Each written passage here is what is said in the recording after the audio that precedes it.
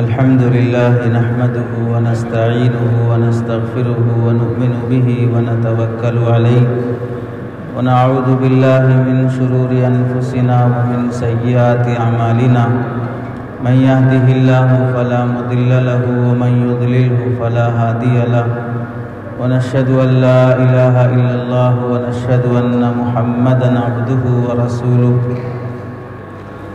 أما بعد فقد قال الله تبارك وتعالى في القرآن المجيد والفرقان الحميد أعوذ بالله من الشيطان الرجيم بسم الله الرحمن الرحيم يا أيها الذين آمنوا ادخلوا في السلم كافة ولا تتبعوا خطوات الشيطان إنه لكم عدو مبين وقال النبي صلى الله عليه وسلم الدنيا كلها متاع وخير متاع الدنيا المرأة الصالحة وقال النبي صلى الله عليه وسلم ذاق طعم الإيمان من رضي بالله ربا وبالإسلام دينا وبمحمد نبيا ورسولا أو كما قال النبي صلى الله عليه وسلم اللهم صل على سيدنا محمد وعلى آل سيدنا محمد وبارك وسلم اللهم صل على سيدنا محمد وعلى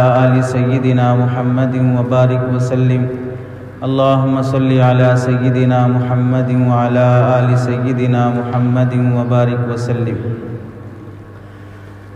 اسٹیج پر جلوہ افروز معزز علماء اکرام، ائمہ اعظام، معزز سامعین، آپ حضرات کے سامنے موضوع سے متعلق کچھ باتیں عرض کرنے سے پہلے کسی شاعر نے بہت اچھی طرح ہماری موجودہ حالت کو سمجھایا ہے، اس شعر کو سمجھنے کی کوشش کرتے ہیں۔ شاعر کہتا ہے سفر بدلتا رہا ہم سفر بدلتے رہے، سفر بدلتا رہا ہم سفر بدلتے رہے، ضرورتوں کے مطابق بشر بدلتے رہے۔ بشر کہتے ہیں انسان کو، جیسی ضرورت پڑتی گئی ویسے انسان سے دوستی کرنا شروع کی، ضرورتیں ختم ہو گئی، انسانوں سے دوستیاں بھی ختم ہو گئی۔ سفر بدلتا رہا ہم سفر بدلتے رہے، ضرورتوں کے مطابق بشر بدلتے رہے۔ اس سے کام ہے تو تعلق ہے، اس سے کام نہیں ہے تو کوئی تعلق نہیں ہے۔ کام پڑا تو جھک کے رکوع میں جا کے سلام کریں گے، کام نہیں پڑا تو سلام کا جواب بھی نہیں دیں گے۔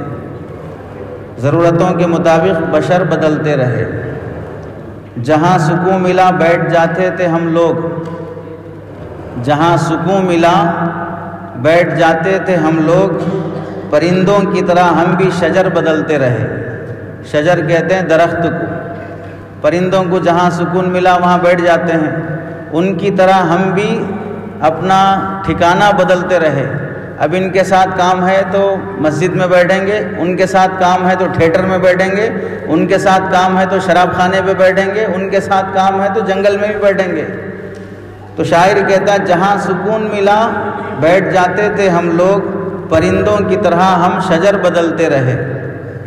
ضعیف باپ کی خدمت کی جب بات آئی، ضعیف باپ یعنی بوڑھے باپ کی خدمت کی جب بات آئی تو موسموں کی طرح پسر بدلتے رہے۔ جیسے سال میں موسم بدلتے ہیں 4، ویسے اب ماں باپ کی خدمت کرنا ہے تو پھر بڑا بیٹا بول رہا نہیں دوسرے کے پاس رکھو، دوسرا بول رہا نہیں منجلے کے پاس رکھو، منجلہ بول رہا نہیں چھوٹے کے پاس رکھو۔ جیسے اولاد بدلتی ہے ماں باپ کی خدمت کرنے کے لیے، شاعر کہتا ہے ضعیف باپ کی خدمت کی جب بات آئی تو موسموں کی طرح پسر بدلتے رہے۔ موسم جیسا بدلتا ہے بیٹے ویسے بدلتے رہے ماں باپ کی خدمت کے لیے۔ آگے شاعر کہتا ہے وہ منزلوں پہ کبھی بھی پہنچ نہیں پائے، وہ منزلوں پہ کبھی بھی پہنچ نہیں پائے۔ منزل جہاں ہم کو جانا ہے، ٹھکانہ جہاں پر ہے ہمارا، وہاں تک کبھی نہیں پہنچ سکے۔ وہ منزلوں پہ کبھی بھی پہنچ نہیں پائے، ذرا سی دیر میں جو رہبر بدلتے رہے۔ تھوڑی تھوڑی دیر کو رہبر بدلتے رہے۔ مطلب کیا ہے؟ آج امام صاحب سے کام نکلتا ہے تو امام صاحب کی سنیں گے، مفتی صاحب سے کام نکلتا ہے تو مفتی صاحب کی سنیں گے، ان سے کام نہیں نکلتا، کسی عامل اور بابا سے نکلتا ہے تو ان کی سنیں گے، ان سے نہیں نکلا کسی سیاسی لیڈر سے نکلتا ہے تو اس کی سنیں گے۔ تو شاعر کہتا ہے وہ منزلوں پہ کبھی بھی پہنچ نہیں پائے، ذرا سی دیر میں جو رہبر بدلتے رہے۔ آخری شعر کہتا ہے شاعر، ضرورتوں کے مطابق دعا بدلتے رہے، ضرورتوں کے مطابق دعا بدلتے رہے۔ آج کیا ضرورت ہے؟ نوکری مل جائے اس کے حساب کی دعا، کل کیا ضرورت ہے؟ نکاح ہو جائے اس کے حساب سے دعا، پرسوں کیا ضرورت ہے؟ قرضہ ادا ہو جائے اس کے حساب سے دعا۔ ضرورتوں کے مطابق دعا بدلتے رہے، جو خود نہیں بدلے وہ خدا بدلتے رہے، جو خود نہیں بدلے وہ خدا بدلتے رہے۔ موجودہ حالت بالکل ہماری ان اشعار کے مطابق ہے، سفر بدلتا رہا ہم سفر بدلتے رہے، ضرورتوں کے مطابق بشر بدلتے رہے، جہاں سکون ملا بیٹھ جاتے تھے ہم لوگ، پرندوں کی طرح ہم بھی شجر بدلتے رہے، ضعیف باپ کی خدمت کی جب بات آئی تو موسموں کی طرح پسر بدلتے رہے، وہ منزل پہ کبھی بھی پہنچ نہ پائے، ذرا سی دیر میں جو رہبر بدلتے رہے، ضرورتوں کے مطابق دعا بدلتے رہے، جو خود نہیں بدلے وہ خدا بدلتے رہے، خود نہیں بدلے خدا بدلتے رہے۔ یہ بہت بڑی بات ہے۔ آج بھی دیکھ لو، جب خود شادی کر رہا ہو اور بیٹی کے نکاح میں جوڑا جہیز دے رہا ہو تو پھر مول صاحب سے آگے کہتا ہے کہ زمانہ بہت خراب ہے مول صاحب، دیندار لوگ بھی جوڑا جہیز مانگ رہے ہیں، دنیا دار لوگ بھی جوڑا جہیز مانگ رہے ہیں، کوئی نہیں بخش رہا ہے، لوگوں میں انسانیت مر گئی ہے۔ جب خود کی بیٹی کے جوڑا جہیز مانگنے کی بات آتی ہے اور جب بیٹے کا نکاح ہو رہا ہو اور خود بڑے بڑے پوٹلیاں اٹھا کے لا رہا ہو، اکاؤنٹ جمع کر رہا ہو، بیٹے کے نام کی گاڑی لے رہا ہو، بینک بیلنس لے رہا ہو اور پوری جائیداد پراپرٹی لے رہا ہو، تب مول صاحب نظر نہیں آئیں گے، تب بولیں گے اب رواج ہے دینا پڑتا، کیا کرتے۔ تو بیٹے کی شادی کے موقع پہ جب لاتا ہے تو مول صاحب نظر نہیں آتے، بیٹی کی شادی کے موقع پہ جب جاتا ہے تب مول صاحب نظر آتے ہیں۔ تو شاعر کہتا ہے ضرورتوں کے مطابق خدا بدلتے رہے، خود نہیں بدلے خدا بدلتے رہے۔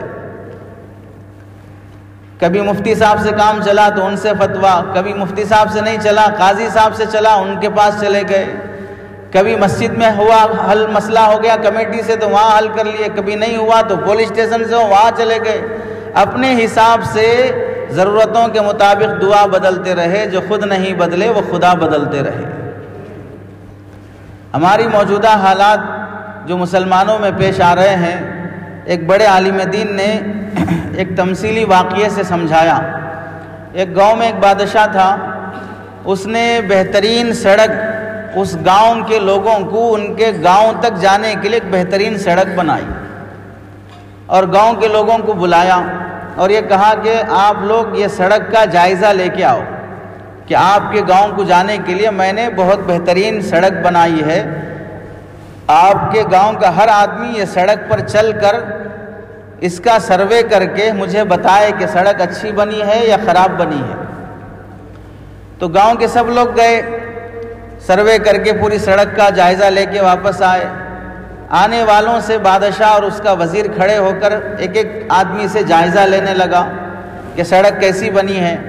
تو ہر آدمی کہنے لگا ماشاءاللہ سڑک بہت اچھی بنی ہے، لیکن بیچ میں ہم نے دیکھا ایک جگہ مٹی کا ڈھیر پڑا ہوا ہے، وہ اگر ہٹ جاتا تو سڑک بہت اچھی رہتی تھی، وہ مٹی کا ڈھیر پڑے رہنے کی وجہ سے اچھی سڑک بھی خراب دکھ رہی ہے۔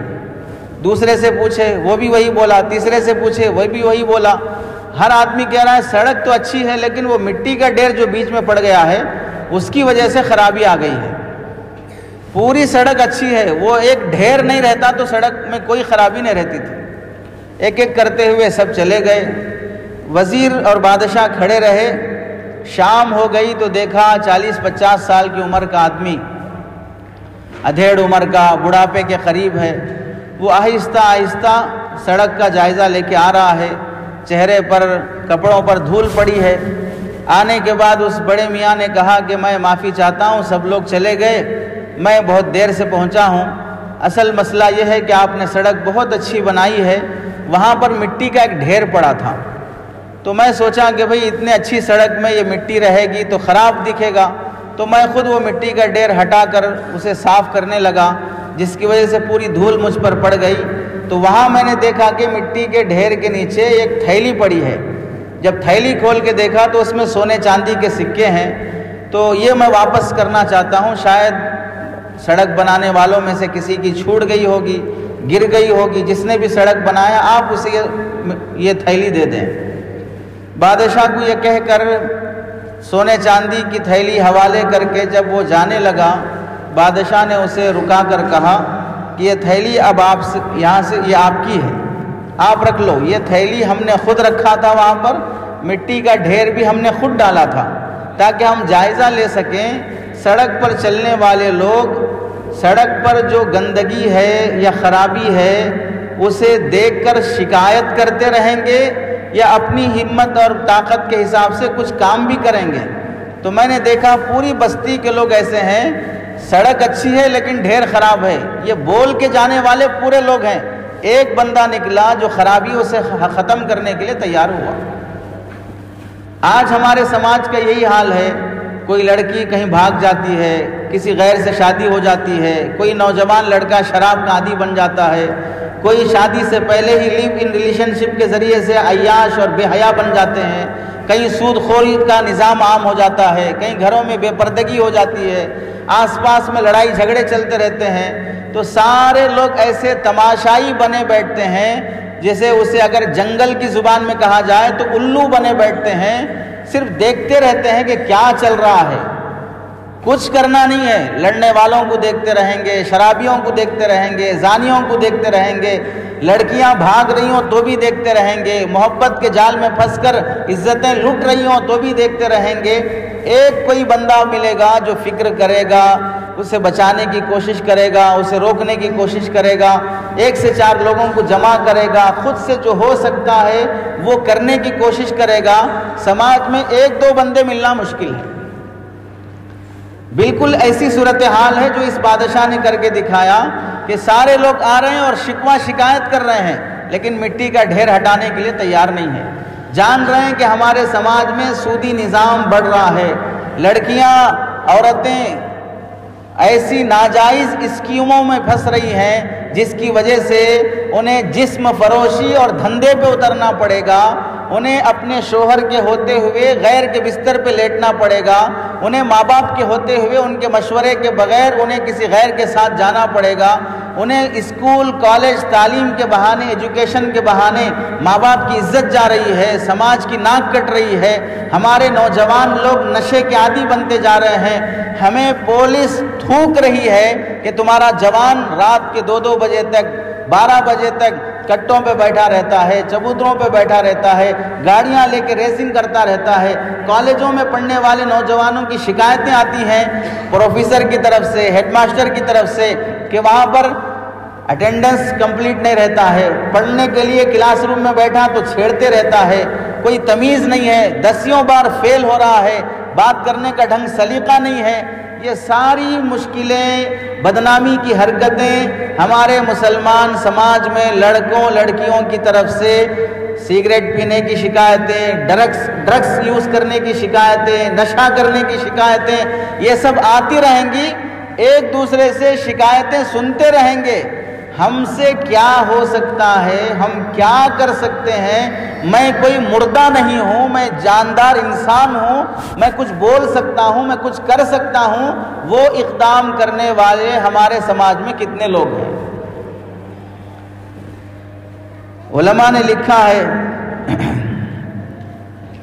ہماری اس قوم کو اپنی اسلامی تاریخ پڑھ لینا چاہیے۔ اسلامی تاریخ میں ایک بڑا بہترین بادشاہ گزرا ہے، اس کا نام ہے معتصم باللہ۔ اس کے بارے میں لکھا ہے کہ اس کی سلطنت کے دور میں یہ اس کا کیپٹل سٹی مصر تھا یا عراق تھا یا ملک شام تھا، یہ بادشاہ اپنی کیپٹل سٹی میں ہے، اس کے حکومت کے کسی کونے میں جہاں تک جانے کے لیے 2 مہینے کا ٹائم لگ جاتا تھا اس زمانے میں، وہاں اسی کی کنٹری میں ایک گاؤں کے اندر ایک مسلمان عورت پر ظلم ہوا۔ ظلم کیسے ہوا کہ وہاں کا ایک مالدار عیسائی اس نے اس عورت کو مزدوری پر رکھا، مزدوری نہیں دیا، اور پھر مزدوری مانگنے گئی تو تھپڑ مارا، اور جب اس نے پکار کر کہا کہ میری مزدوری چاہیے، مجھ پر ظلم کیوں کر رہے ہو، تو اس نے اور ایک تھپڑ مارا اور یہ کہنے لگا تم بڑا فخر کرتے ہو، ہمارا بادشاہ مسلمان ہے، ہماری کنٹری مسلم ہے، ہمیں انصاف ملے گا، بلاؤ اپنے بادشاہ کو کہاں بیٹھا ہے جو تمہیں انصاف دلانے کے لیے آئے گا۔ ایک عورت پر ایک مرد ظلم کر رہا ہے، تھپڑ مار رہا ہے، محلے کے لوگ دیکھ رہے ہیں، اور وہ اسے نیچا دکھا کر کہاں ہے تمہارا بادشاہ جو تمہیں انصاف دلائے گا۔ یہ واقعہ چلتے ہوئے راستے سے گزرنے والے ایک مسافر نے دیکھا، اور وہ آ کر معتصم باللہ بادشاہ کو سنایا، اور وہ کہنے لگا کہ تمہاری مملکت اور کنٹری میں رہنے والی ایک مسلمان عورت پر ظلم ہو رہا تھا۔ اس نے پکار کر کہا وا معتصما، کہاں ہے ہمارا حکمران معتصم باللہ جس نے یہ وعدہ کیا کہ میری ملک مملکت اور کنٹری میں کسی پر ظلم نہیں ہوگا، ہر ایک کو انصاف ملے گا، اس کی حکومت ہے، اس کی سلطنت ہے، اس کے باوجود بھی مجھ پر ظلم ہو رہا ہے۔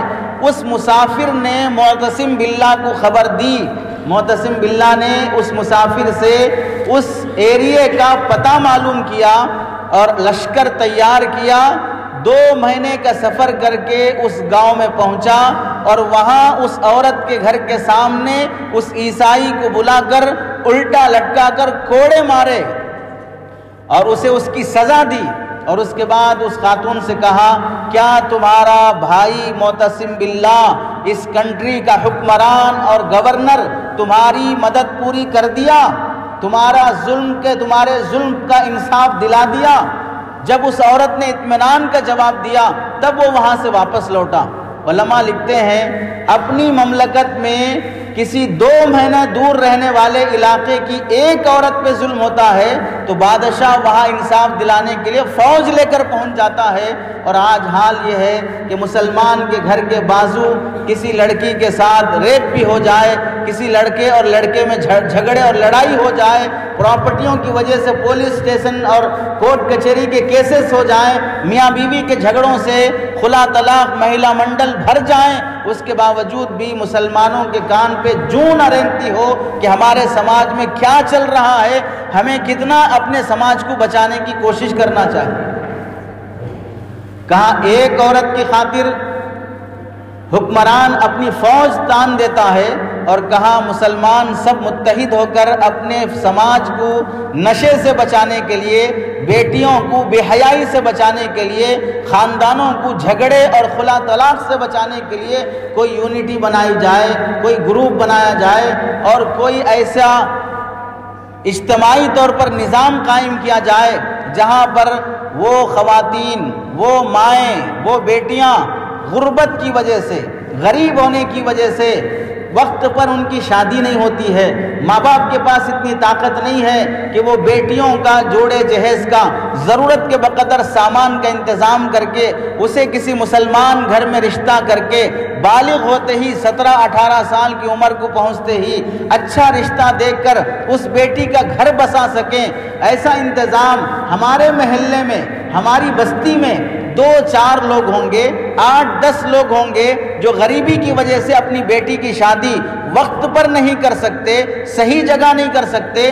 اللہ نے مجھے دولت دی ہے، میں وینچر بنا رہا ہوں، دولت دی ہے، فنکشن ہال بنا رہا ہوں، دولت دی ہے تو میں اپنے نام کی ہوٹل کھول رہا ہوں، دولت دی ہے تو اپنی اولاد کو پڑھانے کے لیے لندن اور امریکہ بھیج رہا ہوں، دولت دی ہے تو 1 سے 4 ملگیاں بنا رہا ہوں، لیکن میں اپنے مسلمان بیٹی کی عزت بچانے کے لیے 50,000 روپے جو میرے نزدیک ٹشو پیپر سے بھی زیادہ حیثیت نہیں رکھتے ہیں، اگر کوئی ہوٹل میں جا کر کھا کے آیا 500 روپے میں ایسے ٹپ کے طور پہ دے دیتا ہوں۔ ایسا مالدار بھی اپنے محلے کی غریب بیٹی کی عزت بچانے کی خاطر زکوٰۃ کی رقم سے کیوں نہ ہو اور صاف مالیہ سے کیوں نہ ہو اس بیٹی کی عزت بچانے کی کوشش نہیں کرتا۔ اس سے بڑا بے حس بے شرم سماج کوئی نہیں ہوگا جسے اللہ کے نبی علیہ السلام نے فرمایا کہ اگر مسلمان کے ایک انسان کو بھی پاؤں میں کانٹا چبھ جاتا ہے تو دوسرا مسلمان ویسی ہی تکلیف محسوس کرے جیسے چبھنے والے کو محسوس ہو رہی ہے، اس کے بغیر وہ کامل مسلمان نہیں ہو سکتا۔ یہ اسلام تو وہ تعلیم دیتا ہے، تمہارا پڑوسی اگر نان مسلم ہو، وہ بھوکا سو رہا ہو اور تم بریانی اور مندی کھا کے سو رہے ہو تو تم پر اللہ کی لعنت برسے گی، تم کامل ایمان والے نہیں ہو سکتے۔ تمہارا پڑوس بیوہ عورت ہوگی، یتیم بچہ ہوگا، وہ کمزور بوڑھے ہوں گے، ان کے پاس کوئی سہارا نہیں ہوگا، 2 لقمے تمہارے وہاں پہنچ سکتے ہیں، اس کے باوجود بھی تم نے ان کی بھوک مٹانے کی خاطر انتظام نہیں کیا۔ نمونہ دکھایا صحابہ اکرام نے۔ ابن عمر رضی اللہ تعالیٰ عنہما کے گھر میں بکرا کٹتا ہے، مٹن کا سالن بنتا ہے، دسترخوان پہ بیٹھتے ہی سب سے پہلے یہ پوچھتے ہیں کہ میرے پڑوس میں رہنے والے نان مسلم یہودی کے گھر میں یہ سالن اور گوشت پہنچ گیا یا نہیں پہنچا؟ گھر والے کہتے ہیں کہ ابھی نہیں پہنچا، آپ بسم اللہ کریں، ہم پہنچا دیں گے۔ ابن عمر رضی اللہ تعالیٰ عنہ فرماتے ہیں نہیں، پہلے اس بازو پڑوسی کے گھر میں پہنچاؤ، اس غیر مسلم کو سالن اور بوٹی اور روٹی دے کے آؤ، اس کے بعد پھر میں کھانا شروع کروں گا۔ یہ تعلیم جس امت کو دی گئی کہ تم اپنا لقمہ لینے سے پہلے پڑوس کے بھوکوں کا خیال کرو، پڑوس کی بھوکی بیٹیوں کا خیال کرو، اور آج امت کا حال یہ ہے، دولت ملی تو غریب کی عزت بھی عزت نہیں ہے، غریب کی بیٹی لٹ جائے تو بھی غم نہیں ہے، اپنی بیٹی کو کوئی ترچھی نظر سے دیکھ لے تو مارنے مرنے اور کیس کرنے تک آ جائیں گے۔ غریب کی بیٹیوں کی عزتیں لٹ رہی ہوں تو بھی ہمارے نزدیک وہ کوئی حیثیت نہیں رکھتی ہے۔ معلوم ہوا کہ عزت صرف مالدار کی ہوتی ہے، غریبوں کی کوئی عزت نہیں ہوتی ہے۔ عزت وہ دولت ہے جو اگر مالدار سے بھی چلی جائے پوری دولت خرچ کر کے وہ عزت خرید نہیں سکتا ہے۔ عزت کا تعلق مالداری اور غریبی سے نہیں ہے، عزت کا تعلق انسانیت سے ہے۔ اللہ نے انسانوں کی عزت والا بنایا ہے، وَلَقَدْ كَرَّمْنَا بَنِي آدم، ہم نے انسانوں کو معزز بنایا ہے، اس میں مالداری اور غریبی کا اللہ نے فرق نہیں رکھا ہے۔ حضرت علی میاں ندوی رحمۃ اللہ علیہ دیگر علماء نے ایک مثال سے سمجھایا، نیکی کبھی رائے گاہ نہیں جاتی ہے، آدمی اچھا کرتا ہے تو اس کی اچھائی کا بدلہ اللہ ضرور دیتے ہیں۔ تاریخ میں لکھا ہے ایک آدمی کی کشتی خراب ہو گئی، مالدار آدمی تھا، اس نے کشتی پینٹ کرنے کے لیے ایک پینٹر کو بلایا، پرانی دکھ رہی تھی تو پینٹر نے کشتی کو پینٹ کر دیا۔ پینٹ کرنے کے درمیان اسے کشتی میں ایک جگہ پر سوراخ دکھا، اور وہ کام پینٹر کا نہیں تھا، وہ کارپینٹر کا ہے، لکڑی ساز کا ہے، اور یہ پینٹر ہے، صرف رنگ ساز ہے، رنگ کر کے جانا ہے اس کو۔ پھر بھی اس نے خیال کیا چھوٹا سا کام ہے، میں کوشش کر کے اس سوراخ کو بند کر دیتا ہوں۔ پینٹر تھا، انسانیت تھی، اخلاق تھے، تو اونر کے بولنے سے پہلے ہی خود لکڑی لا کر اس سوراخ کو بند کر دیا اور اونر کے پاس آیا، اپنے پینٹ مارنے کے پیسے لیا اور چل دیا۔ دوسرے دن اتفاق سے ایسا ہوا کہ اس مالک کے بچے اس اپنے والد کو بتائے بغیر وہ جہاز لے کر سمندر میں نکل پڑے۔ جب اس نے اپنی بیگم سے پوچھا بچے کہاں ہیں، تو وہ کہنے لگی کہ وہ تو جہاز لے کر سمندر کی سیر میں گئے ہیں۔ تو یہ حیران ہو گیا، پریشان ہو گیا کہ اب سوراخ ہے اس کے اندر، بچے ڈوب جائیں گے۔ شام بچے واپس لوٹنے تک ہیبت میں بیٹھا رہا، خبر آئے گی، لاش آئے گی یا بچے زندہ واپس لوٹ کر آئیں گے۔ شام جب اس نے دیکھا بچے ہنستے کھیلتے صحیح سلامت واپس لوٹے ہیں تو وہ حیران ہو گیا، جا کے کشتی چیک کیا تو وہ سوراخ بند تھا۔ اتنا خوش ہوا، اس نے دوسرے دن صبح ہونے کے بعد اس پینٹر کو بلایا اور ایک بڑی رقم لاکھوں کی تعداد میں اس نے اس پینٹر کے حوالے کیا۔ اس نے تعجب سے پوچھا کہ مجھے یہ رقم کیوں دی جا رہی ہے؟ اس نے کہا کہ جہاز میں سوراخ تھا، میں نے تمہیں بند کرنے نہیں کہا، پھر بھی تم نے اپنی طرف سے بند کر دیا۔ تمہاری اس نیکی نے آج میرے بچوں کی جان بچائی ہے، تمہاری اس نیکی نے آج میرے بچوں کی جان بچائی ہے، اور تم نے یہ درست کر کے مجھ سے اس کا معاوضہ اور بدلہ بھی نہیں مانگا۔ صاحب خالی پینٹ کرنا تھا لیکن میں سوراخ بھی بند کر دیا ہوں، تھوڑا پیسے بڑھا کر دو۔ تم نے اپنی نیکی کا تذکرہ بھی نہیں کیا، لیکن اس نیکی سے میرے بچوں کی جان بچی ہے، اور یہ رقم میرے بچوں کی جان سے بڑھ کر نہیں ہے۔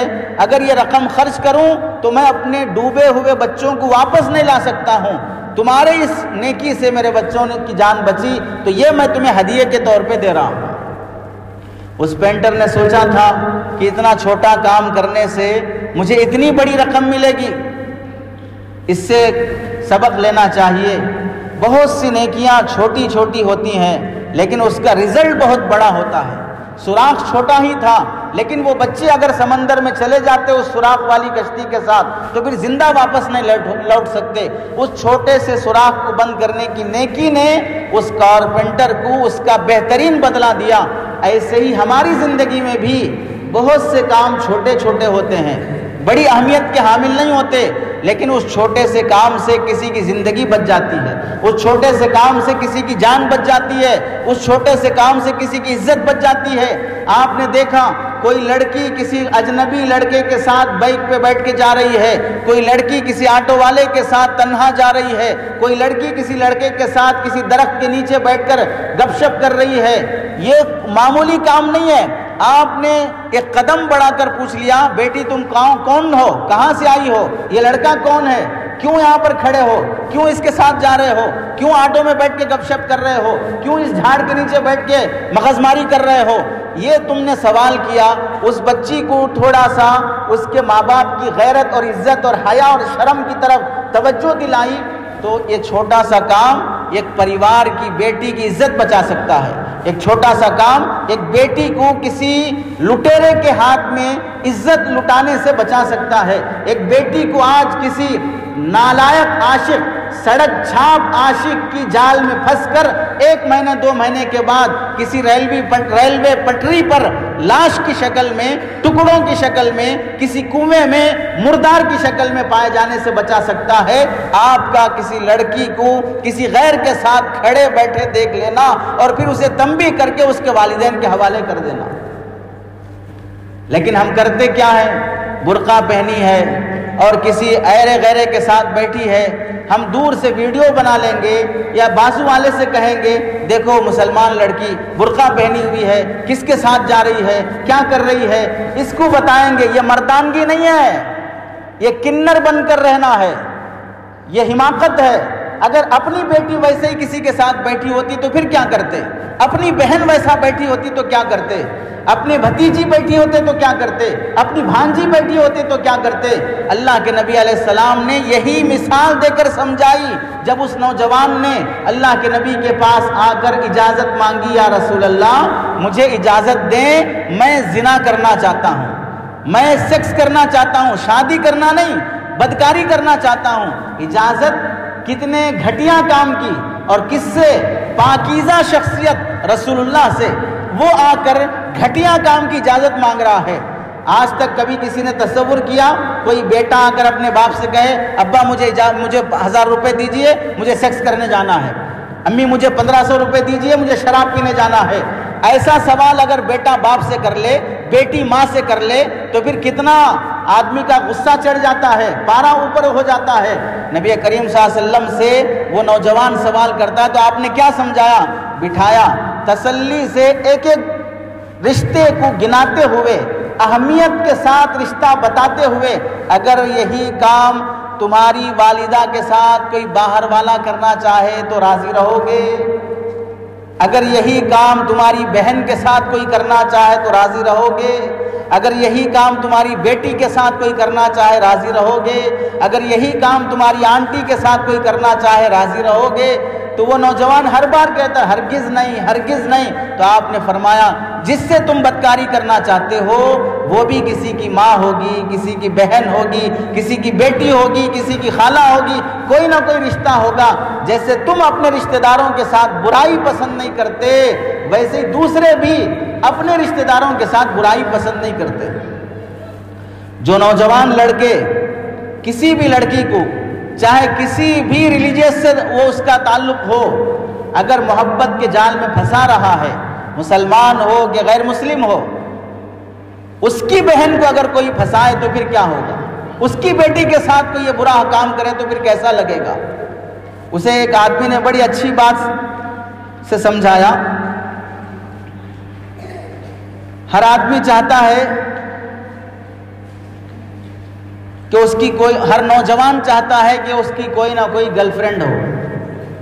ہر نوجوان یہ چاہتا ہے کہ اس کی کوئی نہ کوئی گرل فرینڈ ہو، لیکن جب شادی کی بات آتی ہے تو پھر ہر نوجوان چاہتا ہے کہ اس کی بیوی کا کوئی بوائے فرینڈ نہ ہو. کالج پڑھنے کے زمانے میں چاہتا ہے کہ اس کی کوئی گرل فرینڈ ہو.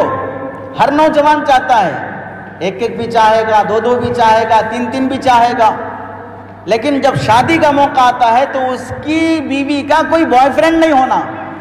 جب ہر نوجوان اپنی گرل فرینڈ بنایا تو جب ان گرل فرینڈوں کی شادی ہونے کا ٹائم آیا تو ظاہر سی بات ہے وہ تو فریشر تو نہیں رہیں گی. اگر پاک دامن رہنا چاہتے ہو تو دوسروں کی بیٹیوں کو پاک دامن رکھو. پاک دامن بیویاں بنانا چاہتے ہو تو دوسروں کی بیٹیوں کی عزت کرنا سیکھو، ورنہ خود تو دامن سے داغدار رہے اور پھر جب شادی کا موقع آیا تو پھر چاہتے ہیں جنت کی حور سے نکاح ہو جائے، کسی پاکیزہ اور شریف لڑکی سے نکاح ہو جائے. اسی لیے علماء نے لکھا ہے نوجوان اگر شادی سے پہلے کسی بھی لڑکی کے ساتھ نامناسب تعلقات رکھے گا، اسے رشتے میں آنے والی بیوی بن کر وہ پاک دامن نہیں ہو سکتی ہے، وہ بھی کسی کے ساتھ ایسی ہی حرکت کرے گی. چنانچہ تاریخ میں لکھا ہے ایک لڑکی کا ایک لڑکے سے محبت ہو گئی اور ماں باپ کی اجازت اور اطلاع کے بغیر وہ لڑکی گھر چھوڑ کر بھاگ گئی. شادی ہو گئی، شادی کے بعد اسے ایک بیٹی پیدا ہو گئی. بیٹی پیدا ہونے کے بعد گھر میں جب یہ شخص باپ بنا جس نے کسی دوسری کی بیٹی کو بھگا کر لایا تھا، باپ بننے کے بعد ایک مرتبہ مصلی پہ بیٹھ کر دعا کر رہا تھا. کیا دعا کر رہا تھا؟ کہ اے اللہ میں تجھ سے بھیک مانگتا ہوں، میری بیٹی کو اس کی ماں پر جانے نہ دینا، میری بیٹی کو اس کی ماں کے جیسا بننے نہ دینا. ماں نے کیا کیا؟ بچپن سے ماں باپ کے پاس پلی، بڑی ہونے کے بعد، بالغ ہونے کے بعد اجنبی لڑکے کے ساتھ ماں باپ کو چھوڑ کے بھاگ کے آ گئی. اب تو نے مجھے بیٹی دی ہے، یہ بیٹی بڑی ہونے کے بعد یہ مجھے چھوڑ کر، میں باپ ہوں اس کا، مجھے چھوڑ کر کسی اجنبی لڑکے کے ساتھ بھاگ نہ جائے. یہ بیٹھ کے دعا کر رہا ہے اور یہ دعا سن رہی ہے اس کی بیوی. جب اس نے سنا کہ میں جس کی خاطر ماں باپ کو چھوڑ کے آ گئی، اب وہی شوہر دعا کر رہا ہے کہ اللہ میری بیٹی کو میری بیوی جیسا نہ بنانا، میری بیٹی کو میری بیوی کی طرح نہ بنانا کہ بڑی ہونے کے بعد ماں باپ کے دل کو ٹھیس پہنچائے، بڑی ہونے کے بعد ماں باپ کی عزت کو داغدار اور مٹی میں ملا دے. آج کی بیٹیوں کو سن لینا چاہیے، نوجوانوں کو سن لینا چاہیے جو دوسروں کی بیٹیوں سے محبت کرتے ہیں یا لو میرج کرنے کی کوشش کرتے ہیں. لکھ لو دل کی تختی پر سونے کے پانی سے 100% رشتے لو میرج والے وہ ہمیشہ کے لیے ناکام ہوتے ہیں، ہمیشہ کے لیے ناکام ہوتے ہیں. کبھی لو میرج کامیاب ہو ہی نہیں سکتی ہے. اسلام میں لو آفٹر میرج سکھایا گیا ہے، لو بیفور میرج نہیں ہے. شادی سے پہلے محبت نہیں، ایک لڑکی سے بھی محبت کرنا شادی سے پہلے جائز نہیں ہے، اور شادی کے بعد آپ 4 بھی کر سکتے ہیں. یہاں نامرد نکلے شادی سے پہلے تو 2 گرل فرینڈ رکھیں گے، شادی کے بعد ایک بیوی کو بھی سنبھالنا مشکل سمجھیں گے. اصل مسئلہ ہمارے سماج کا یہ ہے کہ ہم دوسروں کی مصیبت کو اپنی مصیبت سمجھنے تیار نہیں ہیں، دوسروں کی پریشانی کو اپنی پریشانی سمجھنے تیار نہیں ہیں. علماء نے اس کی مثال دی ہے. ایک مرتبہ ایسا ہوا، گاؤں میں رہنے والا ایک کسان، اس کے گھر میں چوہا تھا، چوہے سے پریشان ہوا تو ایک دن وہ چوہے کو پکڑنے کے لیے چوہا دان لے کے آیا. ایسا پٹھارا لے کے آیا جس میں چوہے کو پکڑا جا سکے۔ چوہے نے جب دیکھا کہ مجھے پکڑنے کے لیے، شکار کرنے کے لیے چوہے دان لایا گیا ہے، تو یہ بھاگا ہوا کبوتر کے پاس گیا۔ کبوتر سے کہا کہ دیکھو گھر میں چوہے دان آیا ہے، جب اگر اس چوہے دان میں پکڑا جاؤں گا میری جان پہ مصیبت آئے گی، تم مجھے بچانے کی کوشش کرو، ہو سکتا ہے کہ تم پر کوئی مصیبت آئے تو میں تمہیں ساتھ دوں گا۔ تو کبوتر نے کہا کہ چوہے دان چوہے کے واسطے ہے، کبوتر کے واسطے نہیں ہے، میرے اوپر کوئی مصیبت ہی نہیں آئے گی، تم اپنا دیکھو۔ وہاں سے چوہا مایوس ہو کر مرغ کے پاس گیا، مرغے سے کہا کہ دیکھو چوہے دان آیا ہے، کبھی بھی میری جان خطرے میں پڑ سکتی ہے، تم میری مدد کرنے کی کوشش کرو۔ مرغے نے کہا چوہے دان اتنا چھوٹا ہوتا ہے کہ میں اس میں جا ہی نہیں سکتا، یہ مصیبت مجھ پر نہیں آئی ہے، تیرے اوپر آئی ہے، تو اپنی دیکھ۔ چوہا وہاں سے پھر بکرے کے پاس گیا، اس سے کہا کہ مجھ پر مصیبت آئی ہے، تم لوگ مل کے کچھ مدد کرنے کی کوشش کرو۔ بکرے نے کہا جب کبوتر اور مرغا اس میں نہیں آ سکتا تو چوہے دان سے میرے کو کیا پریشانی ہوگی، تو اپنی مصیبت خود نمٹ۔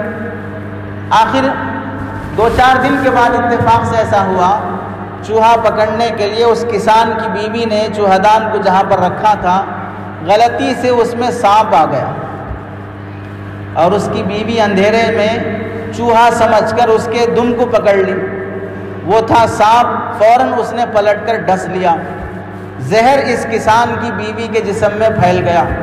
حکیم صاحب کے پاس گئے لے کر، تو حکیم صاحب نے کہا کہ ابھی تو ہم علاج کریں گے، لیکن پہلے اس کو کبوتر کا سوپ پلاؤ، پہلے اس کو کبوتر کا سوپ پلاؤ۔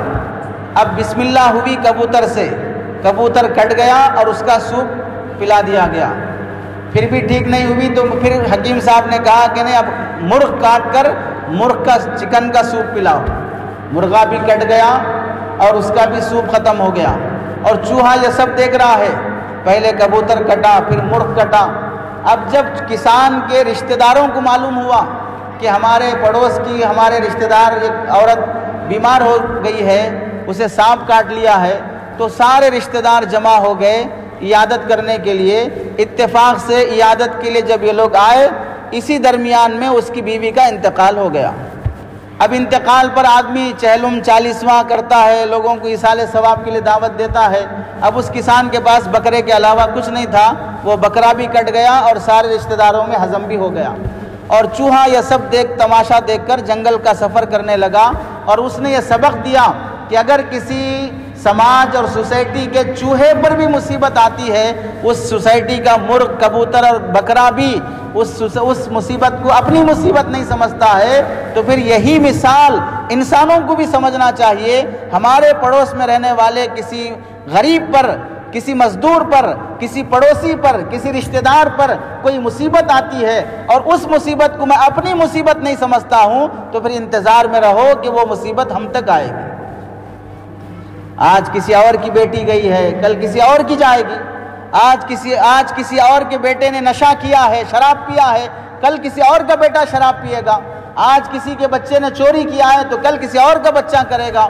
برائی جب سماج میں شروع ہو جاتی ہے، وہ ایک چنگاری کی طرح ہوتی ہے، اگر اس چنگاری کو بچانے کے لیے کوئی بھی کوشش نہیں کرے گا، پھر وہ آگ کی شکل میں بھڑک اٹھتی ہے، پھر اس سے سارا سماج، ساری سوسائٹی جل کر راکھ ہو جاتی ہے۔ لوگ سمجھتے ہیں اور بڑی صفائی سے کہتے ہیں کہ ہمارے بچے ویسے نہیں ہیں، ہماری بچی ویسی نہیں ہے، ان کی بچی بھاگی ہے، ان کے ماں باپ سے غفلت ہوئی ہے، ہماری بچیاں ہماری ناک کے نیچے کیسے چونا لگا کر جاتی ہیں وہ تب پتہ چلے گا جب ہاتھ سے نکل جائے گی۔ اس واسطے کل آج کسی کے گھر میں اس طرح کی بے حیائی کا واقعہ ہوا، سبب کیا ہے، وجہ کیا ہے، کیوں ہوا ہے؟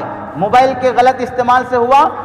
غیر شادی شدہ کنواری بیٹیوں کو، جس کا شوہر نہیں ہے، سسرال نہیں ہے، اس بیٹی کو اینڈرائڈ موبائل دلا دیا، اس میں فیس بک پیج بھی اس نے اوپن کیا، اس نے انسٹاگرام کی آئی ڈی بھی بنائی، وہ چیٹنگ بھی کر رہی ہے، کسی کو فالو بھی کر رہی ہے، کسی کو وہ سبسکرائب بھی کر رہی ہے، تو آپ اس سے یہ نہیں پوچھ سکتے کہ یہ چیٹنگ کس غیر لڑکے سے ہو رہی ہے، یہ پیج اوپن کرنے کی کیا ضرورت تھی، انسٹاگرام پر ریلز اپلوڈ کرنے کی کیا ضرورت تھی۔ شادی سے پہلے ہی مسلمان بیٹیوں کو ایسے اینڈرائڈ موبائل دلانے، انٹرنیٹ کے بے جا استعمال کرنے کی اجازت دینے کے بعد اب اس باپ کو صرف اپنی بیٹی کے بے حیا بننے کے دن کا انتظار کرتے رہنا چاہیے کہ میں اس دن کے انتظار میں ہوں کہ بیٹی بھاگے گی کب۔ نہیں بھاگے گی تو تعجب کرنا پڑے گا، بھاگے گی تو افسوس نہیں کرنا پڑے گا، اس واسطے کہ میں نے خود اسے وہ بھاگنے کا راستہ دے دیا۔ رات کے 2 بجے تک، رات کے 1 بجے تک، لڑکی ہو یا لڑکا ہو، کس سے چیٹنگ کرنے کی ضرورت پڑ رہی ہے؟ ہم اور آپ دیکھیں ہم کو موبائل کی کتنی ضرورت ہے۔ موبائل کا اصل مقصد کیا ہے؟ ایک دوسرے سے کانٹیکٹ کرنا، ایک دوسرے سے بات کرنا۔ آج ہم سب جانتے ہیں ہم موبائل میں صرف ایک دوسرے سے بات کرنے پر اکتفا کرتے ہیں، بات کم کرتے ہیں، فالتو کام زیادہ کرتے ہیں۔ نوجوان کیا کرتا ہے؟ موبائل میں صرف ضرورت کی حد تک بات کرتا ہے، باقی بند کر کے رکھ دیتا ہے۔ شادی کے بعد بھی، شادی شدہ 1 2 بچے ہونے کے بعد بھی عالم یہ ہے، ہمیں خون کے آنسو رونا پڑتا ہے۔ عورتیں شادی کے بعد 6 مہینے ہو گئے، 8 مہینے ہو گئے، خلا کا مطالبہ لے کے آ رہی ہیں۔ کیوں خلا چاہ رہی ہیں؟ نامرد ہے۔ یہ سننے کے دن آ گئے ہمارے مسلمانوں کو کہ پہلے کی طرح بیٹیاں نہیں ہیں جو شادی کے بعد ماں باپ نے رشتہ کر کے بھیجا دیا، اب چاہے وہ سود خور ہو، شرابی ہو، جواری ہو، ظالم ہو، اس کے باوجود بھی وہ صبر سے اپنے سسرال میں اپنے شوہر کے ساتھ زندگی گزار لیں۔ اب کی بیٹیاں ویسی نہیں ہیں، صاف آ کر کے دیتی ہیں نامرد ہے، مجھے خلا چاہیے، نامرد ہے، مجھے طلاق چاہیے۔ کیوں؟ وجہ کیا ہے؟ بازو بیگم لیٹی ہوئی ہے، بیگم میں دلچسپی نہیں ہے، موبائل میں گوگل میں جا کر گندی فلموں میں دلچسپی ہے، گندی فلموں میں دلچسپی ہے، جس کی وجہ سے مردانگی ختم ہو رہی ہے، جس کی وجہ سے بیوی کا حق ادا نہیں کر پا رہا ہے۔ یہ عالم اگر سماج میں رہے گا تو پھر لڑکیاں خلا طلاق لے کر غیروں کے حوالے کیوں نہیں ہوں گی؟ انسان کو جس طرح بھوک لگتی ہے، پیاس لگتی ہے، ویسے ہی اللہ تعالیٰ نے اس کے اندر جائز خواہشات بھی رکھے ہیں۔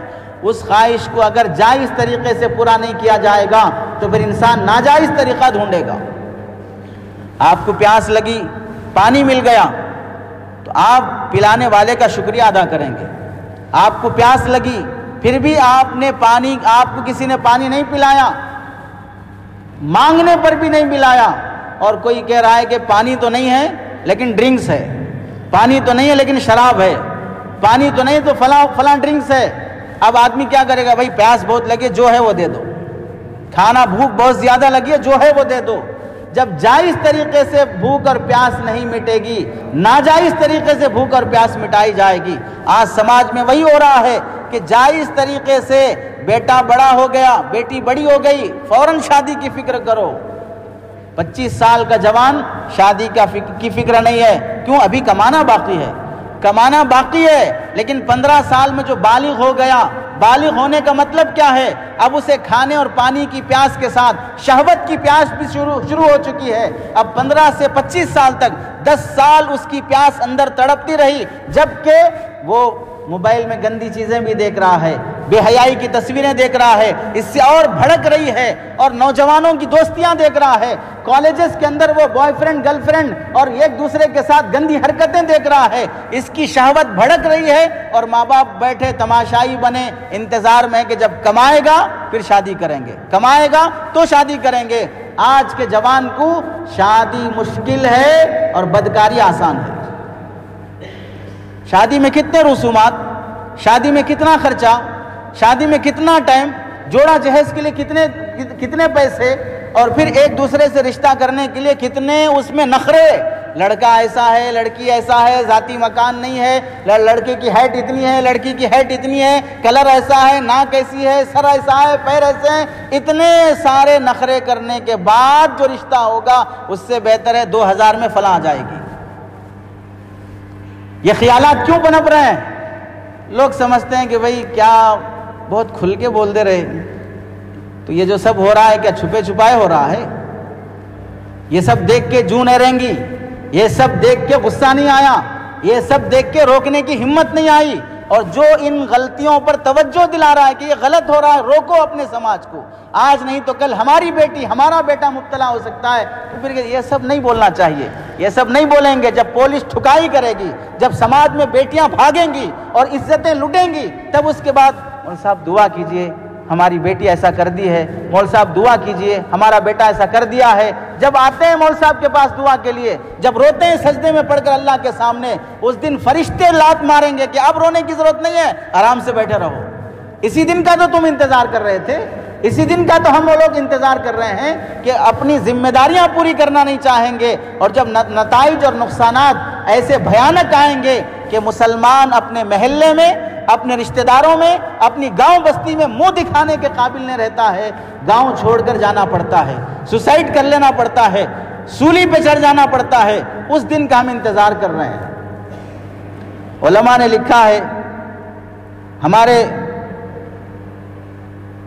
مولانا ابوالکلام آزاد رحمۃ اللہ علیہ لکھتے ہیں، ایک مرتبہ ایسا ہوا، فرانس اور مسلمانوں میں ایک خطرناک جنگ ہوئی ماضی میں تاریخ کی، تو اس موقع پر فرانس کی فوج نے مسلمانوں پر حملہ کرنے کے لیے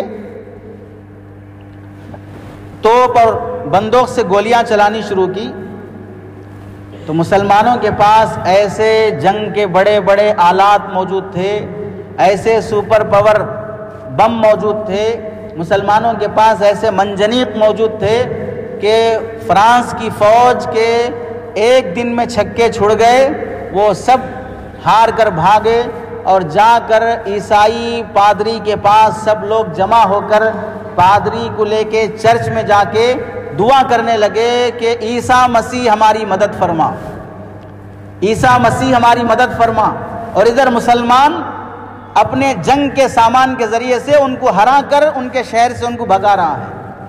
مولانا ابوالکلام آزاد رحمۃ اللہ علیہ لکھتے ہیں، چند سال گزرے، پھر ایک مرتبہ دوبارہ جنگ ہوئی فرانس میں اور مسلمانوں میں، تو اس کے بعد دیکھا کہ فرانس کی فوج نے وہ سارے جنگ کے ہتھیار تیار کر لیے جو ایک ٹائم مسلمان کے پاس تھے۔ اب مسلمان نشے میں، جوے میں، عیاشی میں، کھانوں میں، گھر تعمیرات بنانے میں، بلڈنگز بنانے میں، وینچرز بنانے میں اور مزے کرنے میں لگا ہے، اس کے پاس جنگ جیتنے کا کوئی سامان نہیں ہے۔ جب دشمن نے اس پر حملہ کیا، اب سارے مسلمان مل کر مسجد میں آئے اور اس کے بعد ختم خواجگان کرنے لگے، اس کے بعد دعائیں کرنے لگے، اعتکاف کرنے لگے، اللہ سے مدد مانگنے لگے کہ اللہ ہماری حفاظت فرما۔ ابوالکلام آزاد رحمۃ اللہ علیہ لکھتے ہیں، جس طرح اس موقع پر فرانس کی فوج ہاری اور اللہ کو پکاری، مدد نہیں آئی، اس وقت بھی حال یہ ہے، دشمن پوری تیاری کے ساتھ حملہ کر رہا ہے اور مسلمان کیا کر رہا ہے؟ اللہ ہماری مدد فرما۔ اپنے بچاؤ کا کوئی ہتھیار تیار نہیں کرے گا۔ ہتھیار کا مطلب یہ ہے، اس زمانے کا ہتھیار دو چیزیں ہیں۔ پہلا ہتھیار ہے اپنے بچوں کا ایجوکیشن۔ اس وقت اپنی اولاد کو بچانے کا سب سے بڑا ہتھیار اپنی اولاد کو بہترین پڑھائیاں دینا۔ اپنے بچوں کو آئی ایس بناؤ، اپنے بچوں کو آئی پی ایس بناؤ، ایس آئی بناؤ، ڈی ایس پی بناؤ، ملٹری میں رکھو، جرنلسٹ بناؤ، ڈاکٹر بناؤ، بڑے بڑے پوسٹ پہ لانے کی کوشش کرو۔ سول سروسز میں ہمارا مسلمان نوجوان رہے، یہ اس وقت کا ڈیفنس ہے اپنی قوم کو بچانے کے لیے، اپنی نسل کو بچانے کے لیے۔ کئی بار ہم نے کہا، لوگ کہتے ہیں علماء خالی یہی بولتے رہتے، حافظ بناؤ، عالم بناؤ، حافظ بناؤ، عالم بناؤ۔ کب بولے؟ کتنے بنے؟ سچر کمیٹی کی رپورٹ ہے 2011 کی کہ 2% مسلمز صرف حافظ عالم بننے کے لیے آتے ہیں، باقی 98% بچے کہاں گھاس اکھاڑنے جا رہے ہیں؟ 98% مسلمانوں کے بچے کہاں جا رہے ہیں؟ اسکول پڑھنے جا رہے ہیں، کالج پڑھنے جا رہے ہیں۔ ہم پوچھتے ہیں 98% بچے اسکول کالج جو پڑھنے گئے، ان میں سے کتنے ایس آئی بنے، کتنے آئی ایس آفیسر بنے، کتنے آئی پی ایس آفیسر بنے، کتنے ملٹری مین بنے، کتنے جرنلسٹ بنے؟ 98% مسلم کا طبقہ وہ لاکھوں روپے ڈونیشن دے کر، لاکھوں روپے فیسز بن کر، ہزاروں روپے قوم کے اسکول اور کالج کے نام پر لوٹ کر، وہ کتنا میٹیریل لے کر قوم کو سرمایہ دیا ہے کہ مسلمانوں میں اتنے لوگ ڈاکٹر بنے، IPS آفیسر بنے، IAS آفیسر بنے۔ پتا چلا قوم کو لوٹ کے کھانے والے چندہ کرنے والے نہیں ہیں، قوم کو لوٹ کے کھانے والے اسکول اور کالجز والے ہیں، کہ یہاں سے جیسے بچے بننا چاہیے تھا، مسلمانوں کے نوجوان جیسے بن کے مارکیٹ میں آنا چاہیے تھا، ویسے نہیں بن کے آ رہے ہیں۔ کتنے ایڈوکیٹ بنے ہمارے مسلمانوں میں، کتنے مسلمانوں میں کم از کم کانسٹیبل بن سکے، نارمل قسم کا ٹریفک پولیس بن سکا ہمارا مسلمان۔ پتا چلا کہ ہمارے قوم کا سرمایہ صرف ایجوکیشن کے نام پر ہماری ناک کاٹ رہا ہے، کلنک اور دھاک اور دھبا ہے، جیسا بننا چاہیے جیسا پڑھنا نہیں۔ کالج کے اٹینڈنس کمپلیٹ نہیں کریں گے، رشوت کھلا دو اٹینڈنس ہو جائیں گے، رشوت کھلا دو پاس مارک مل جائیں گے، رشوت کھلا دو سرٹیفکیٹ مل جائے گی۔ 15 سال کی کالج لائف گزرنے کے بعد لڑکیوں کے پیچھے پڑے رہو، ڈرگس کے پیچھے پڑے رہو، نشے کے انجیکشن لیتے رہو، اور وائٹنر سے، کیروسین آئل سے، بسکٹ سے، چاکلیٹ سے نشے کرتے رہو۔ پھر اس کے بعد جب جوان ہو گئے، شادی کی عمر آ گئی، اب کمانے کے قابل نہیں ہے، رشتے نہیں آ رہے ہیں، تو پھر اس کے بعد سرٹیفکیٹ لے کر حیدرآباد، چنئی، ممبئی، دلی آ کر کسی لارج میں رہ کر اور کسی ہاسٹل میں رہ کر جاب سرچنگ کرتے رہیں گے 5 سال تک۔ کیا کر رہا ہے بیٹا آپ کا؟ جاب سرچ کر رہا ہے۔ کتنے سال سے کر رہا ہے؟ 4 سال سے کر رہا ہے۔ اگر ٹماٹر، بھینڈی اور پیاز، بیگن یہ بھی اگر اچھے ہوں کوالٹی میں، لوگ 5 روپے ایکسٹرا دے کے خرید کے لے جاتے ہیں۔ سبزی اچھی ہو تو قیمت بڑھ جاتی ہے، اگر نوجوان اچھا ہو تو اس کی قیمت کیوں نہیں بڑھے گی؟ اچھا پڑھنے والے نوجوانوں کو کالج سے ہی کمپنی والے آ کر آفر کرتے ہیں کہ آپ کے کالج کا ٹاپر ہمیں چاہیے، ہم اسے ابھی سے سیلری شروع کر دیتے ہیں، اور نوجوان اس میں آگے نہیں رہے گا۔ جہاں دیکھو عشق کے بیمار بیٹھے ہیں، جہاں دیکھو عشق کے بیمار بیٹھے ہیں، 1000 مر گئے، لاکھوں تیار بیٹھے ہیں، کر کے زندگی برباد، کر کے تعلیم برباد، پھر کہتے ہیں مول صاحب دعا کرو بے روزگار بیٹھے ہیں۔ کر کے زندگی برباد، کر کے تعلیم برباد، پھر کہتے ہیں مول صاحب دعا کرو بے روزگار بیٹھے ہیں۔ اب ان دعاؤں سے کچھ نہیں ہوگا، ان وظیفوں سے کچھ نہیں ہوگا، پورا قرآن گلے میں بھی لٹکا لو 10,000 کی سیلری بھی نہیں ملے گی۔ پڑھنے کے دنوں میں تو پڑھا نہیں، کالج میں اٹینڈنس نہیں رہے، ٹاپر بننے کی کوشش نہیں رہی، لڑکیوں کے پیچھے چھیڑتے بھاگتے رہے، آوارہ زندگی گزارتے رہے، فلمیں دیکھتے رہے، ہوٹل بازی کرتے رہے، آؤٹنگ پہ جاتے رہے، ڈیٹنگ پہ جاتے رہے، لیکن اپنی تعلیم اور ایجوکیشن پہ فوکس نہیں رکھا۔ یہ چیلنج نہیں ہے مسلمانوں کے لیے۔ اس وقت جو مسلمان پورے ہماری بیٹیاں کہاں پڑھنے جا رہی ہے؟ فلاں عیسائی مسنریز اسکول میں پڑھنے جا رہی ہے، فلاں نان مسلم اسکول میں پڑھنے جا رہی ہے۔ اس کا ڈریس کیسا ہے؟ آستین کٹا ہوا ہے، کمر پہ بیلٹ باندھنا ہے، کمر کا سائز بھی دکھ رہا ہے، گلا کھلا ہوا ہے، پنڈلی تک کا کپڑا پہن کے جانا ہے، جس کے جسم کی ساخت دکھ رہی ہے۔ حجاب پہن کے نہیں آ سکتے، برقع پہن کے نہیں آ سکتے۔ وہاں پر جو فیسٹیول ہوں گے، وہاں پر جو تقریبات ہوں گی، اس میں گنیش کی، سرسوتی کی اور لکشمی کی، ان سب کی پوجا کی جاتی رہے گی۔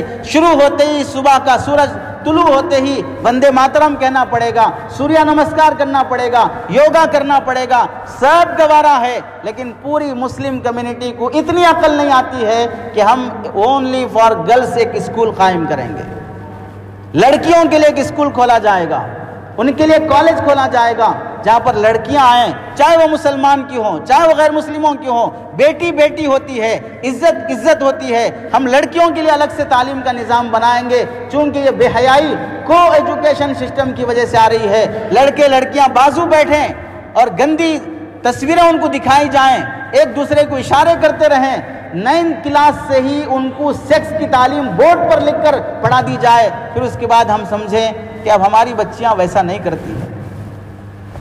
ہم مان لیتے ہیں تھوڑی دیر کے لیے کہ ہماری بیٹیاں گویا کہ حضرت جبرائیل کی بیٹیاں ہیں، ہماری بیٹیاں گویا کہ حضرت میکائیل کی بیٹیاں ہیں۔ فرشتوں کو بچے نہیں ہوتے لیکن باپ فرشتہ ہے، بیٹے بچیاں ان کی فرشتوں کی اولاد ہیں، لیکن ہم یہ پوچھتے ہیں جہاں پر یہ بچیاں پڑھنے جا رہی ہیں وہاں بھی سب فرشتوں کے بچے پڑھ رہے ہیں؟ جس کے بازو یہ بیٹھ کے پڑھ رہی ہے وہ بھی فرشتے کی اولاد ہے؟ اس کے کلاس میں جو لڑکے اسے چھیڑ رہے ہیں وہ بھی فرشتوں کے بچے ہیں؟ پتہ چلا ہم اپنی اولاد کو چاہے فرشتہ کہہ لیں لیکن جس ماحول میں جا رہے ہیں اس ماحول میں فرشتوں کے بھی بچے اگر ہوتے بالفرض تو پھر وہ بچے بھی محفوظ نہیں ہوتے۔ اس کے بعد بھی ہم کہتے ہیں کہ ہمارے بچے ایسے نہیں ہیں۔ اس لیے بزرگوں، ہمارے سماج میں بے حیائی جن وجوہات سے آ رہی ہے ان وجوہات پہ غور کیا جائے۔ ہمارے سماج میں بے حیائی کے وجوہات میں سے ایک وجہ کیا ہے؟ ہمارے نوجوانوں کی آوارگی، ہمارے نوجوانوں لڑکوں اور لڑکیوں کی وقت پر شادی نہ کرنا، اور شادی کرتے ہیں تو مہنگی کرنا۔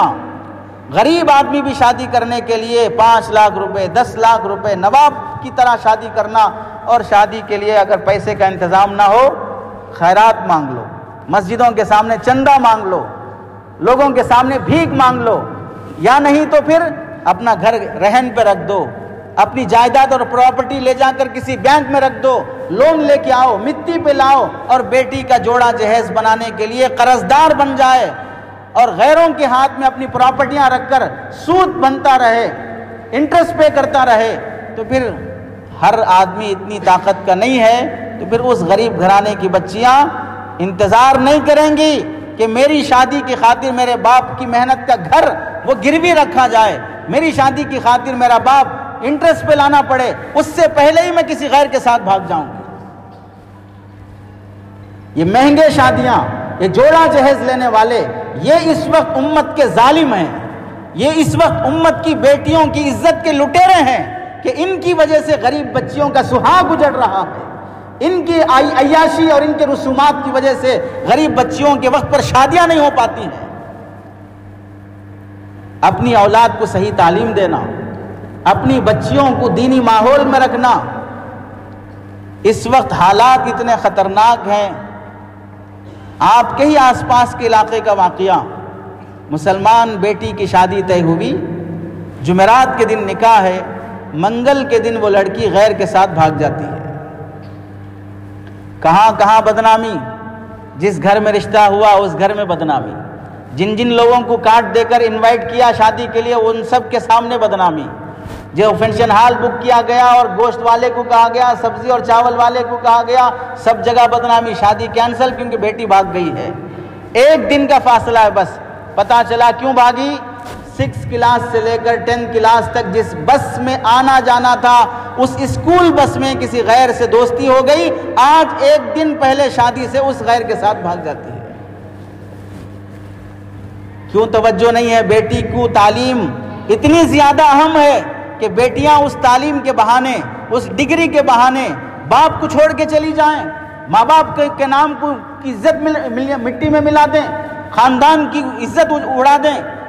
تعلیم دو، بیٹیوں کو تعلیم دو، اسکول کی پڑھائی دو، لیکن حیا کے ساتھ، پردے کے ساتھ، کو سسٹم سے بچاتے ہوئے، دینی تعلیم کی رغبت کے ساتھ کہ وہ پڑھائی بھی کریں، عزت کی حفاظت بھی کریں، وہ پڑھائی بھی کریں، اپنی حیا کی بھی حفاظت کریں، وہ پڑھائی بھی کریں، اپنے ماں باپ کی عزت نہ مٹائیں، وہ پڑھائی بھی کریں، غیر یا مسلمان کوئی بھی ہو اس کی طرف ہوس کی نگاہ سے دیکھتا ہو، اس کی نگاہ کو پہچان کر اپنے آپ کو بچا سکیں، اپنے باپ سے اپنے بھائی سے کہہ سکیں کہ مجھے فلاں چھیڑ رہا ہے، مجھے فلاں تنگ کر رہا ہے، دوستوں سے کہہ کر، دوستوں میں دوستیاں بڑھا کر، عزت لٹ جانے کے بعد میں باپ کو پتہ چلا، اس وقت رونے اور آنسو بہانے سے کچھ حاصل نہیں ہوگا۔ دینی تعلیم کی کوشش، لڑکیوں کو تعلیم دینا، گھر کی خواتین کو تعلیم دینا، اپنے بچوں کے فون پر کنٹرول کرنا۔ اس وقت ہمارا نوجوان ایک تو تعلیم صحیح حاصل نہ کرنے کی وجہ سے برباد ہو رہا ہے، دوسرا غریبی کی وجہ سے برباد ہو رہا ہے، کمانے میں، محنت کرنے میں، وقت ضائع کرنے سے بچا کر وقت کا صحیح استعمال کرنے کے بجائے فالتو دوستیوں میں، ہوٹل بازی میں، چبوترے اور کٹے آباد کرنے میں۔ اور تیسری چیز، چوتھی بات ہے مسلمانوں کو میڈیا کی وجہ سے جو نقصان پہنچ رہا ہے، ہر ایرے غیرے کا نیوز سنے گا، ہر اڑنے والی افواہ کو سچ سمجھے گا، ہر بولنے والے اینکر پر ایسے ایمان لائے گا جیسے رسول اللہ پر ایمان لا رہا ہے، ایسا سمجھے گا اس سے بڑا سچا کوئی نہیں ہو سکتا ہے۔ خود کا میڈیا نہیں بنائے گا، جرنلسٹ نہیں بنے گا، صحیح اور غلط خبر کی امتیاز اور فرق نہیں کر پائے گا۔ اور سوشل میڈیا کے غلط استعمال سے ہماری مسلمان بچیاں بھی ریل بنا کر اپلوڈ کر رہی ہیں، برقعے والی بھی اپنی فوٹو اور اپنی ویڈیو بنا کر گندے اس میں جوکس بول کر بیک گراؤنڈ میں میوزک لگا کر اپنے انسٹاگرام کی آئی ڈی سے وہ پاپولر بننا چاہتی ہیں، مشہور ہونا چاہتی ہیں، نوجوان مشہور ہونا چاہ رہا ہے، جبکہ باپ بیمار ہے دوائی لا کے نہیں دے سکتا ہے، ماں بیمار ہے سہارا نہیں بن سکتا ہے، بہن شادی کے قابل ہے کما کر بہن کی شادی کی تیاری نہیں کر سکتا ہے، اور عیاشی کہاں کر رہا ہے؟ فون پہ عیاشی کر رہا ہے۔ اس لیے علماء کی سنیں، نیک لوگوں کی صحبتوں میں بیٹھیں، اپنے بڑوں نے جیسی ہماری تربیت کی ہے ہم اپنے بچوں کی ویسی تربیت کریں کہ آج ہماری عزت ہمارے ان اولاد کے ہاتھ میں ہے۔ ہم نے کوئی ایسا بڑا کرائم نہیں کیا ہوگا لیکن ہمارے بچوں کی وجہ سے ہماری عزت جا سکتی ہے۔ اس لیے اپنی بیٹیوں کو وہ تعلیم دینا کہ بیٹی تیرے ہاتھ میں تیرے باپ کی عزت ہے، تیرے ہاتھ میں تیرے خاندان کی عزت ہے، وہ حیا کی تعلیم بچوں کو دی جائے۔ اللہ رب العزت سے دعا ہے اللہ تعالیٰ عمل کی توفیق نصیب فرمائے۔ اور بڑی خوشی کی بات تو یہ ہے آپ کے شہر اور آپ کے شہر کے اطراف میں مولانا جو خدمت کر رہے ہیں، لڑکوں کا بھی مدرسہ ہے، لڑکیوں کا بھی مدرسہ ہے، عورتوں کا بھی مدرسہ ہے، جہاں پر بچیوں کو دینی تعلیم دینے کی، بچوں کو دینی تعلیم دینے کی، علماء کے بیانات سننے کا نظام بھی موجود ہے۔ کوشش کریں اپنے سماج کو سدھارنے کی، سیلفش نہ بنیں، مطلب پرست نہ بنیں۔ اور دیکھو اچھائیاں ہر انسان میں ہوتی ہیں، برائیاں بھی ہر انسان میں ہوتی ہیں۔ کسی نے بڑی اچھی بات کہی، اچھائیاں بھی ہیں مجھ میں، خرابیاں بھی ہیں مجھ میں، اچھائیاں بھی ہیں مجھ میں، خرابیاں بھی ہیں مجھ میں، دیکھنے والے سوچ لے تجھے کیا دیکھنا ہے مجھ میں کیا دیکھنا تو خود سوچ لے۔ اگر تو اچھا ہے تو میرے اندر اچھائی دیکھے گا، تو برا ہے تو میرے اندر برائی دیکھے گا۔ کون سا گھر ہے جس میں باتھ روم نہیں ہوتا ہے؟ باتھ روم میں آدمی سونے کے لیے جاتا ہے، گندگی کرنے کے لیے جاتا ہے، پھر بھی باتھ روم کے بغیر کوئی گھر نہیں بنتا۔ ایسے ہر انسان کے اندر برائیاں ہوتی ہیں۔ اگر ایک دوسرے کی برائیاں ہی دیکھتے رہیں گے، ایک دن آئے گا کہ سب سے بڑے برے انسان بن جائیں گے۔ اچھائیاں دیکھتے رہو گے، ایک دن آئے گا سب سے اچھے انسان بن جائیں گے۔ اس واسطے ان علماء کی خدمتوں کی قدر کرنا، اپنی اولاد کو ان کی صحبتوں میں ان کی تعلیم کے ذریعے سے آباد کرنا، مدرسوں کے معاون بننا، ہاتھ پیر بننا۔ 2% بچے جو پڑھ رہے ہیں ان کے ایمان کی حفاظت، ان کے خاندان کی حفاظت، ان کے ذریعے سے پوری مسلم کمیونٹی کی حفاظت انہی بچوں کے ذریعے سے ہوتی ہے۔ اللہ ہم سب کو عمل کی توفیق نصیب فرمائے۔ آمین۔ وآخر دعوانا الحمدللہ رب العالمین۔